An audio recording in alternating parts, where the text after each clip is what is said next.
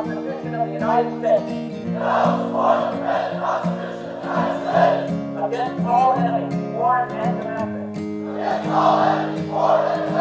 And I will bear true faith and allegiance to the same.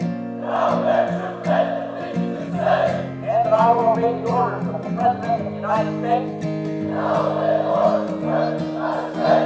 And the orders of the officers appointed over me. According to regulations and the Uniform Code of Military Justice. So help me God. I had no idea what to expect. It's a very different culture than what I'm used to. I've learned that I can do a lot of things that I didn't think I could. When it's duty first, it's, you know, they leave whenever. It's when they need them. It could be a day notice, you're leaving. So it's tough on the family. My husband's been deployed probably over 20 times. And that's including the TDYs, which are the you know, couple weeks or a month. We include that as a deployment. My biggest concern when he's gone is that he's not coming home, which is, I'm sure everybody's. I'm just thinking, okay, am I gonna have to do this the rest of my life by myself? It's very difficult. People don't realize. My husband was gone approximately 9 months out of every year. So it was just the kids and I, you know, taking care of the kids and the house and the car and anything else that needed to be done. What the military expects of us is our lives. I mean, to some degree, we give up and move away from everything we're used to, and they own us. At the drop of a hat, they could pick our whole family up, or they could just take him and move him somewhere for unaccompanied. Really, they just expect flexibility from us, I think, is the main thing. There aren't a lot of male military spouses in the military, and I knew that coming in. And I guess when I got here, what I didn't expect was how few there actually were. I haven't met any other military spouses. I'm a stay-at-home dad as well, so you know that puts an extra spin on being a male military spouse. I grew up in the Philippines. My life before the military is a sheltered one. I'm the only daughter, so my father is very protective of me. When I met my husband back in Clark Air Base, and life changed because two different cultures, but you become adapt to it. This was our wedding picture, this one. So I was a wife, a widow, and a mother in a year. And you do a lot of growing up. He went overseas then and went to the East China Sea on the USS Hornet. He was missing in action. You became very independent because you had to. Being married to a military member is definitely something that should be thought about, just due to the lifestyle that you're going to have to live, the constant leaving, the not knowing how long you're going to be gone, and the hostile environments that you can be placed in as the active member puts a big strain on the home life. So it makes it real tough for the spouse being stuck behind. He got orders to Little Rock, Arkansas, and he said, I'm coming home in December, let's get married. We got married December 27th of 2003. I've been a military spouse for over 10 years now. Well, that's quite adjusting, because being married at 30, as I was, and Virgil 31, we'd had a little life before, you know, and to be able to expect or accept people's faults, you learn that as you go along. But it was wonderful to be able to have a partner, to be somebody to support you and somebody to love you. There's nothing quite like that. There is nothing the in between or anything that can stop love. What I did, I supported my daughter being married to a military man because through my experience, I felt like I matured. We met at Valdosta State University, where we both attended school. We were in the business college, and I said, well, if you're looking for stability, this was actually before we were married, if you're looking for stability, then I guess join the military, and he did. He came home to visit when they had a break or in tech school, and he asked me to marry him, and we didn't want to wait. He was going back the next day. So after he asked me, my dad said, so, Aibileen, when are you going to get married? I said, tonight. And he said, okay. So by the time we got home, he was ready and we got married. Well, you know, I was single and rather cute. So the military was a lot of fun. And that's where I met Tom. And that's where we married, at Eglin, in Florida.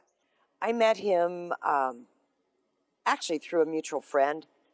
My friend Linda worked in the clinic where he was and introduced us. And that's kind of like all she wrote. We got married probably about 8 months later. Not long. I was 38. Your chances of being killed by a terrorist were far more than getting married by the age of 40 if you hadn't been married yet. So Tom let everybody know that he saved me from the terrorists. We had a pretty good-sized wedding. My husband almost didn't make it. They sent him out of town, well, TDY, temporary duty, and he got back 2 days before the wedding. He was part of the Vietnam War. He flew KC-135s. They're the refueling airplanes that refuel the fighters and the other planes that need gas when they're up in the air. And then he flew the RC-135s, which is a reconnaissance plane. So he had to take fuel from the KC-135s. And he was on the ground several times. We lived on Okinawa during the Vietnam War. Living on Okinawa was a really good experience. At the time we were there, I believe there was about 300,000 Americans on that island. The island is only 60 miles long and about 10 miles wide. There were a lot of bases there, Air Force and Marines and Navy, Army. And it was a good experience. It was a nice place to live. I was originally from Missouri Valley, Iowa, born and raised there until I was married. And I was writing to fellows overseas, and a friend of mine asked me to write to Virgil. So I wrote to him, and we corresponded for a year. Then when he came home, we were married. He was overseas 3 years. He was classified as a medical technician. So after he came home and I got to know him better, I knew that was the one. The phone rang and rang and rang, and every time I'd answer it, it would be he wanting me to marry him. So I finally had to say yes to quit the phone rings. My sister mentioned, she said, that is the one for you. My older sister, of course, because my mother was dead and just my father, but my relatives all liked him, so he passed. I dated a lot of fellows, but he was the one. Of course, during the war, you're supposed to date, you know, and do your duty by entertaining the fellows and something in uniform. It's fun. I've been able to relate to spouses and stay-at-home wives a lot more than I was able to before. I used to think that stay-at-home moms were, you know, just sat in front of the TV and ate, you know, popcorn or bonbons all day or whatever. But it's a whole different picture, and it's a lot of work, and I have a lot of respect for the stay-at-home mom now. I don't fit into the role of female military spouse or male soldier. So it's kind of this gray area that no one really knows how to interact with. I've gotten a few laughs I got an invite to an event on Offutt Air Force Base, and the envelope read to Mrs. Darwin Green, and I thought, well, I guess they pretty much just lump us all together like that. They just kind of run off all the military spouse addresses to Mrs. and don't even look at the name. It's kind of a new wave of spouses. You know, I think it's kind of cool to be in this unique club, if you will, that hasn't really gained a lot of members yet. The more women who enter into the military, the more male military spouses they're going to be. And I'm kind of proud to be on that forefront. Adapting his culture, understanding what military life, not just the American life, is a shock to me. So I didn't think anything about deployment. I didn't know anything about military. All I know is this American man and wants to marry me, came and talked to my mom. He seems a nice guy. And I guess after that, I wasn't thinking of anything. Well, when I came in the States, that's the real shock. Is because back home, I have always had somebody to help me. Like help me to take care of my kids. My first 2 children born in the Philippines. So somebody will always help me, my relatives or I'll say domestic help. So it is a shock. Come sit. We have 4 more. Okay, come sit. Nope. Military 4 more. life is completely different from what I knew. I had friends growing up, but it's an entirely different community. It's a totally different way of life. And honestly, I really didn't have any idea what it was going to be like. Allow for emotions. It's possible to be strong while also having some struggles. We tried some different things. We actually did the entrepreneurial thing and owned a couple of businesses. And that was just not working out. We couldn't make something work long-term for us. And all roads for us were just eventually leading to the military life. Once we decided to do this, all doors flung open, and it was clearly where we were supposed to be. I'm a registered nurse, and I had worked for a full year before I joined the Air Force. So I was a second lieutenant because it was a diploma program. I didn't have a baccalaureate in nursing. I had a mom that worked for the Department of the Army. She was financial advisor, and she was very pro anything. So my oldest brother couldn't go in. My second brother went in the Navy. And so it came around time, and I worked for a year and said, gee, I'd really like to sign up. So I did.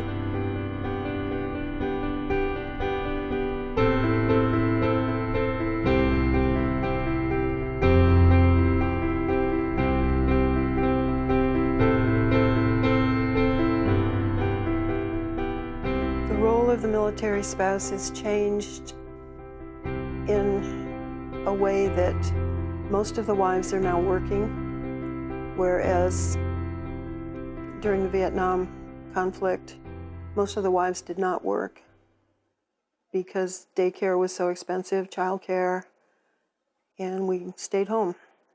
I actually have a degree in criminal justice right now. I have my associate's degree in criminal justice. So. And do you plan on using that? I'm trying. It's hard to get a job because I don't have the experience yet, and plus moving around sometimes it's hard when we're military because we move so much. My tips for her is get a job or get something experience that will take her to a next military facility. Bellevue is one of the only schools that I've seen that offers a program in acquisition and contract management, which is what she does and what my brother does. They both do it on base. And it's something that they have at every base. So hopefully I'd be able to get into something like that. I'm going to college online at Penn State. I'm about a year away from graduation, and at the same time I'm getting research experience in psychology for getting ready to apply to a PhD program. In the future, I definitely want to treat the military population for PTSD and traumatic brain injuries. I was the first civilian intern at the Camp Pendleton Marine Corps base at the Substance Abuse Counseling Center. And I only got in there because of my wife, because she was in the Army, and because I had a military ID, the dependent ID. And so I was able to do that job and get that letter of recommendation from the director over there because of that. So that was a huge leap for my career. That keeps me centered, and that keeps me with a separate identity and a sense of self. But I can see how a military spouse can become so devoted to their soldier spouse that they kind of, forget about themselves and forget about their own needs and wants. I was told straight out by another spouse, like, your career doesn't matter anymore. You have to be willing to give it up. He is an officer, and by golly, that takes the cake. And that's the only thing that's important anymore, is the fact that he's a flyer and an officer, and now you have to be willing to sacrifice everything you loved. And so luckily that is not the life we live, but some of those spouses really look at it that way, and they think that they have to completely give up everything, and depending on career field, that can't be the case. I'm lucky enough that I have work to pour myself into, and I can have reasonably flexible hours. I can do a lot of my prep work for my job online, so in the evenings I work a lot. I think that duty first it's got to be a matter of perspective. Like, it is what it is, and it is what we signed up for, and we sort of knew that a little bit going into it, and then we had to accept it. And the mission clearly is important enough to keep them doing their jobs. And if I have to make sacrifices for him to support the mission, to keep him safe or keep him having a job, it's worth it to me.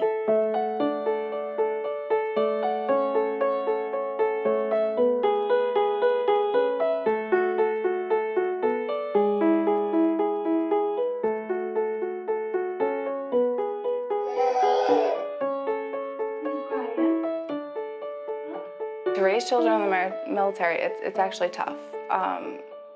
I've raised most of them, without him being here. So it's actually tough, and it's tough on the kids to raise, because you're dealing with it all by yourself.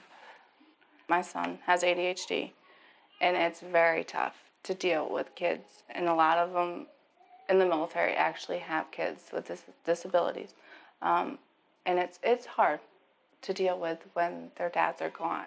But like I said, thank God for support that we have with our community. Now I have everything set. Like, we have a routine when he leaves, so it's a lot easier than when you're first coming in, because you don't know what to expect when they're gone until you've gone through at least one. And then when he leaves for the deployment, it's tough. Like I said, for a week, it's crazy. They act out. They're mad. They're angry. When he comes back home, it's almost like the same thing. It's almost like they want the attention, so they're acting out more. So it's tough. It's just that we're still trying to get used to him, putting him back into our lives. So it's like I still do everything by myself. I still don't have him interact with what we do. It's like he's still gone. I guess because it's been 10 years, I'm still used to doing everything on my own. So it's hard for me to have him interact because we don't know when he's leaving again.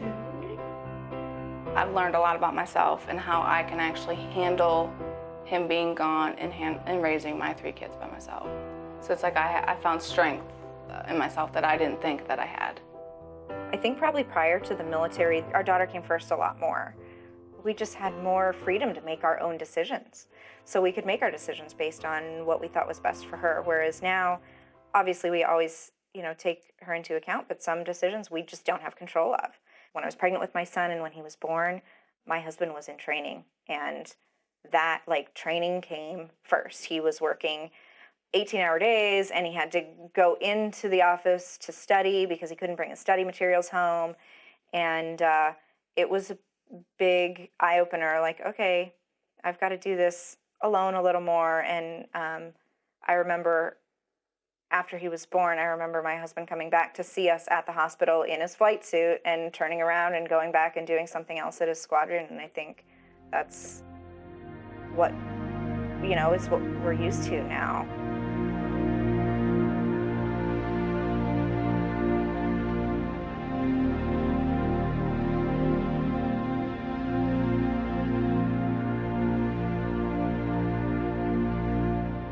I was 17, and he was going overseas.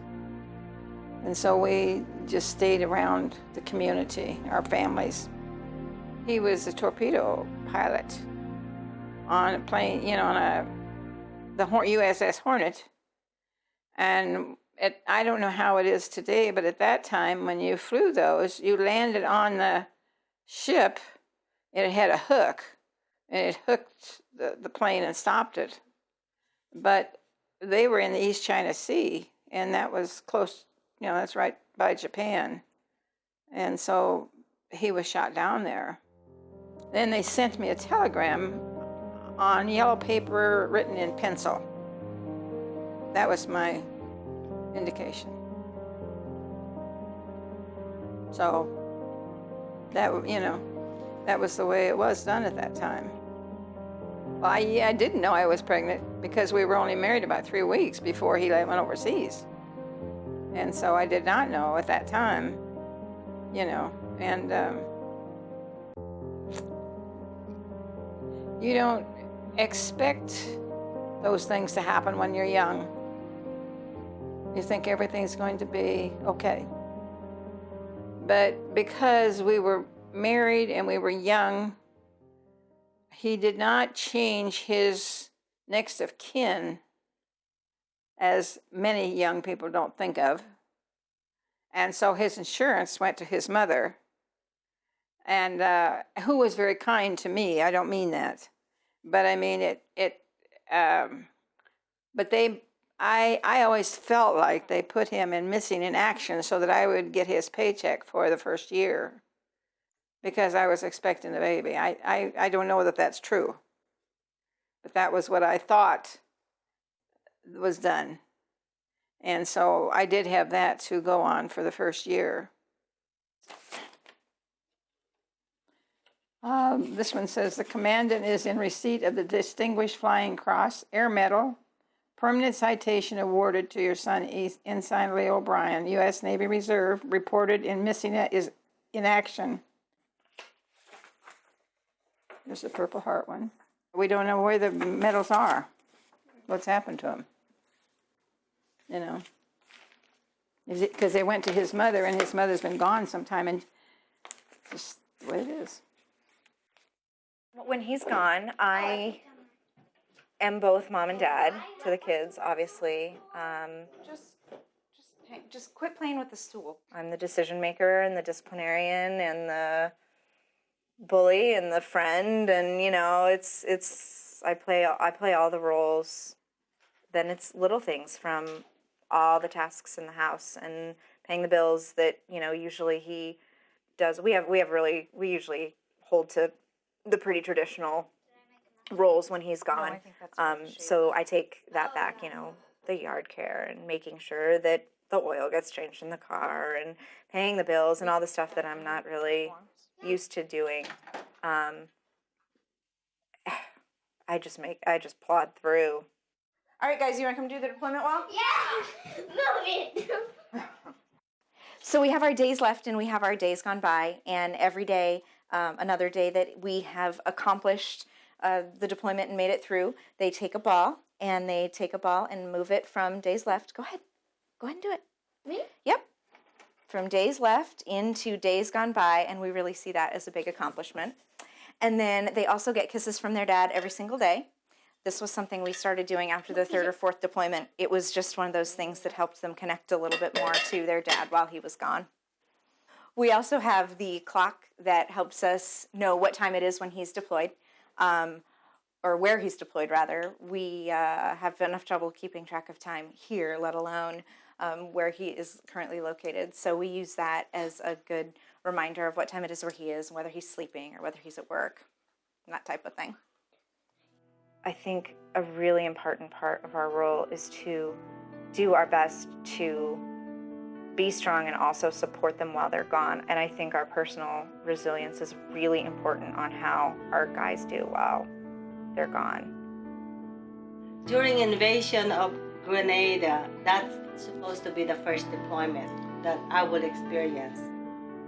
And I was so scared because he said they're going to send him there. Imagine that, thinking my husband, he will go in a war.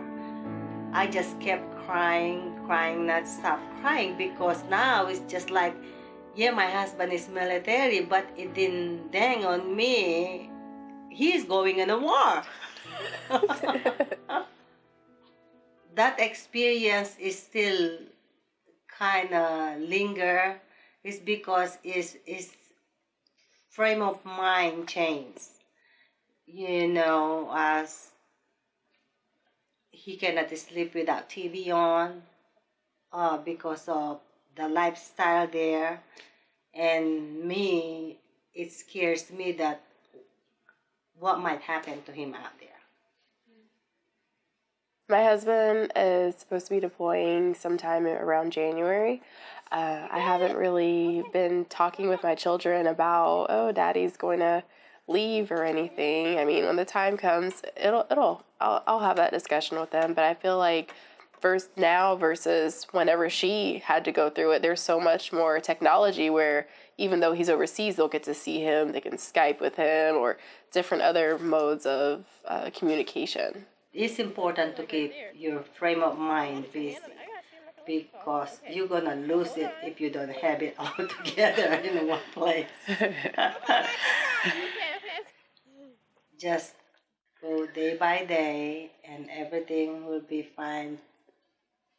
Put God first in your heart. And she also tells me, oh, honey, I did that with 3 kids. How do you think I did it? And I'm like, well, I'm not you, okay? I'm tired. I need to sleep. Right now, my husband's on a deployment that takes him away from every event in our lives for the next year. He was home for his birthday, and he's missing everything else. All 3 of our birthdays, Thanksgiving, Christmas, Halloween, Easter, anniversaries, everything. So we have done a Skype Christmas before and managed, we were lucky enough to manage. He had just gotten back from like a ridiculously long flight and kept his eyes open long enough to watch the kids. And I remember my dad was here, and I remember keeping the kids locked in my room first thing in the morning and having my dad, I'm gonna cry, I'm sorry. I remember my dad getting him on Skype, so he got to see, so he got to see as the kids ran down the hall and like, saw the Christmas tree. And just, we do what we can to still share those moments. And we're lucky because 5 years ago, that wasn't possible. The iPad has become such a central part of our lives because that's how we communicate with my husband. So I carry it with me everywhere I go. It ends up getting set up right in the center of the room. The kids fight over who gets to hold Daddy. We also, one of the kids' very favorite things that we do is we play board games or card games with him. Almost every night we play at least one. So we have a really good time involving him in our day-to-day lives with the video calling and that we have the opportunity to use while he's gone. I heard from Virgil about once a month. Of course, all their letters were censored. You know, we didn't get much information, but we did hear from them.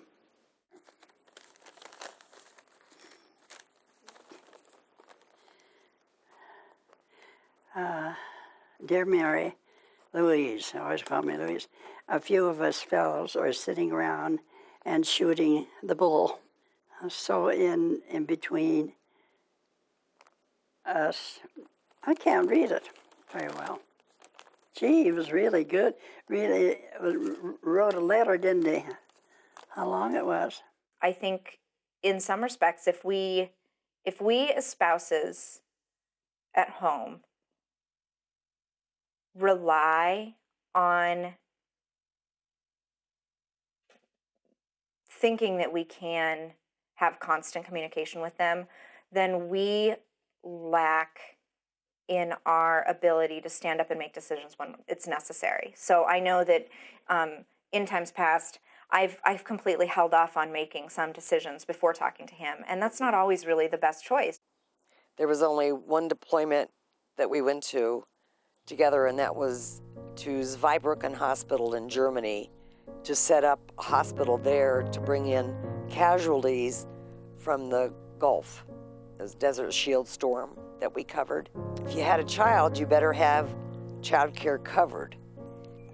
We didn't know what we were going to do, but I had become very good friends with one of the civilian licensed practical nurses who had just retired to Arizona, and she agreed to come up and stay with Jane and her dog Bert. We were assigned separate rooms, obviously, in 2 different dormitories. And he had a male roommate and I had a female roommate, and we were not. So the married couples did not stay together. No, it was not a strain. Actually, I think it helps a little bit. I think you talk more when you haven't seen each other, you know. And there was places to go and people to see, and I think it was a healthy 2.5 months. Don't get me wrong, you know, we found times to be like alone, if you know what I mean. So that all worked out.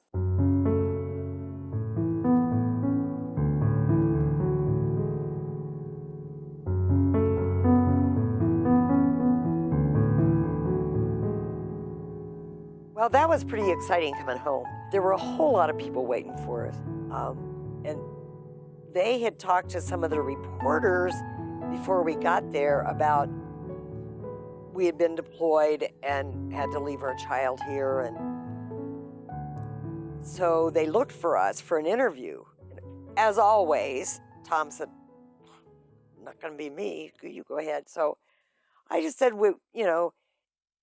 we missed Jane a lot and we were really sorry, but we were very proud to serve and take care of our fellow men and women in uniform, no matter what country they came from.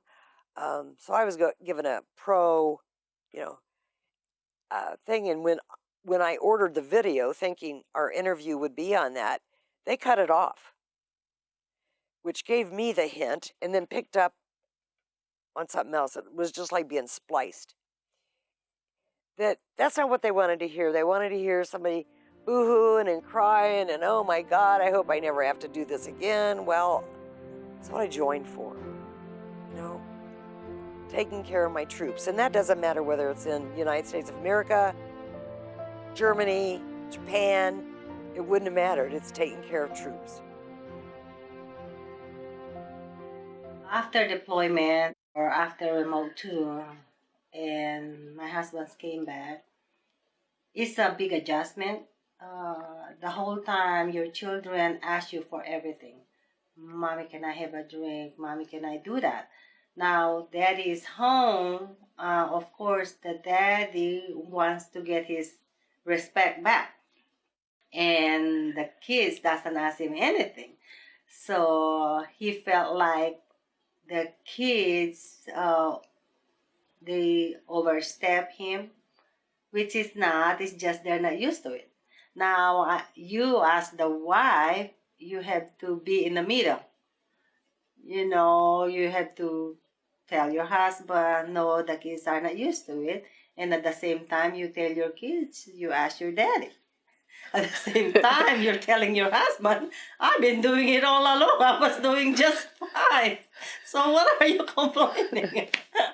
I think that reintegration and homecoming is probably more difficult than deploying. And I rolled my eyes at that and shrugged it off like no tomorrow when we were civilians. I was, what do you mean? What do you mean it's stressful to have him come home? Your husband's home. You should be thrilled. Well, I am. But it also means that I have to hand all that responsibility that I have worked so hard to maintain while he's gone. I have to hand it back over because he needs his place back. He deserves his place back.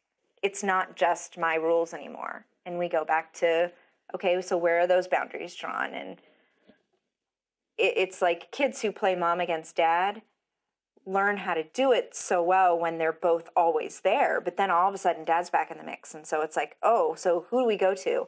I find that, oh my gosh, for months, he will be sitting right here and they will seek me out down the street to get them a cup of milk because they don't even think to ask dad for help because for so long, they've only asked me.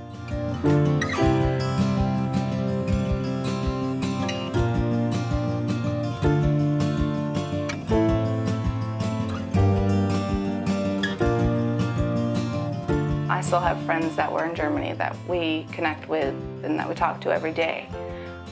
You just never lose the friendship that you have with the military or even people that you meet in the military. You know you have to build relationships because when your husband is deployed or when he's gone, you're going to need them for something, maybe. So you definitely have to build relationships.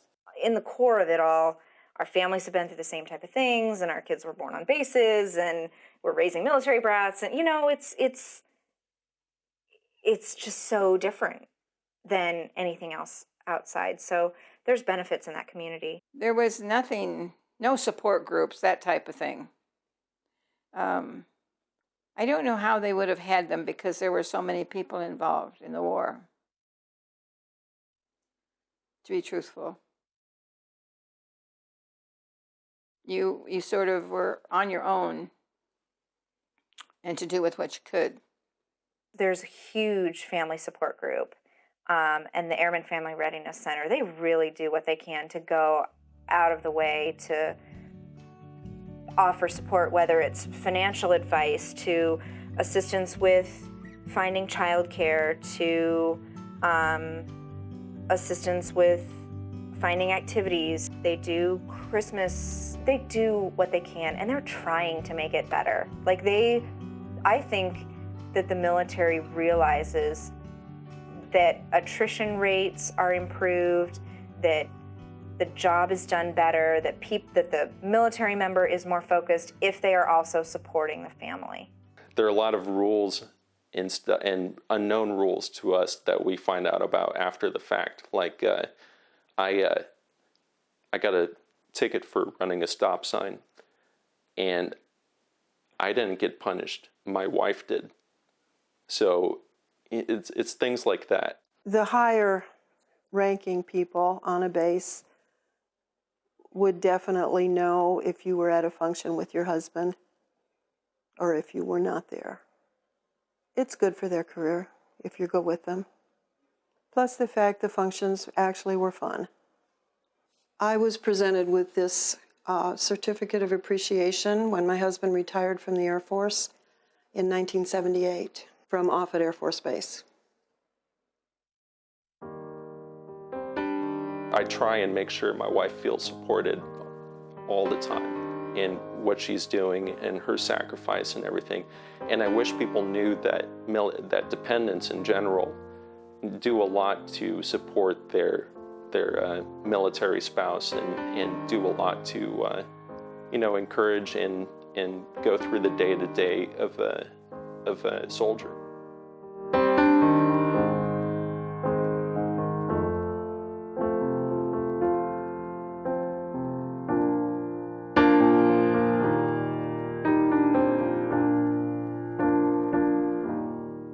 Most everybody signed up. It was a whole different feeling. That was the thing to do, and most all of them did, because It was important. It was just a whole different era. People were all for it. Today, I don't think most people are for the war. I think everybody's sort of had it up to their chins. We don't necessarily have support for the war, but we have support for the troops and the service members. So people who are anti-war are often still pro-military to some degree. I mean, they might not love the military, but they're not going to be as hard on us as, say, they were for the Vietnam conflict.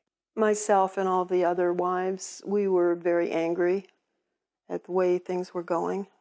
We were really angry with the protesters and just everything that was going on at that time that was very negative, because our husbands were over there fighting for our freedom, and all of the wackos were protesting.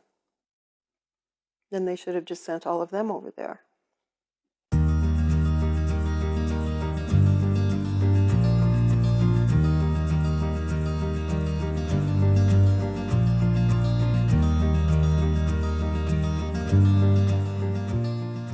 I think everybody gained a little in strength and character. They had to in order to just take it, or to be able to go through the war, you know. Because you knew that from day to day, you didn't quite know what was going to happen, and you had to have faith. You had to have faith and prayers and to get them through and to get yourself through. Now, here's Ireland. This is Mussolini and his friend. I think that'd be kind of interesting, because Virgil said they went by and saw them. They were both hanging. Shelled all day. Must have been a big battle, though. Here's Rome. You learn to appreciate their fighting overseas and taking their lives in their hands to protect you, and you also remember how lonesome it is without them, you know, and you just learn that you like to have them around. The strengths I've acquired from being a military spouse are definitely patience. I mean, we were married. We weren't even married a month before she left for boot camp. During that time, especially, I learned a lot about patience and sort of, just waiting and letting things happen. I think I acquired being very independent, which was probably my nature to begin with. And I've had an extremely happy life. When I met Ed, he was out of the service. Yeah, Ed, as I said, was in the atomic bomb test, and he was also in the Pearl Harbor. Very fortunate, and we've been married 66 years, very blessed. I have another boy and another girl, and I have no complaints. Jim, John, and Peg. I learned that I can do about anything I make up my mind to do. I couldn't go back to being the same person I was before my husband joined the Air Force. It would be impossible, because we're forced to adapt. And I don't think I wouldn't even like the person I was 7 years ago, because I found strength. I have learned how to be fiercely independent and pride myself in that. I think it must be difficult to establish family relationships with so much separation and changes and different areas. It takes rather special people to make all that work. Anyone that wants to be a military spouse should know that it's really hard work, but it's also rewarding.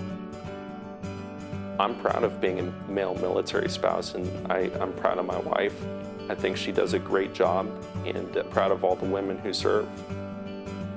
I like who it's turned me into, and I'm happy with that.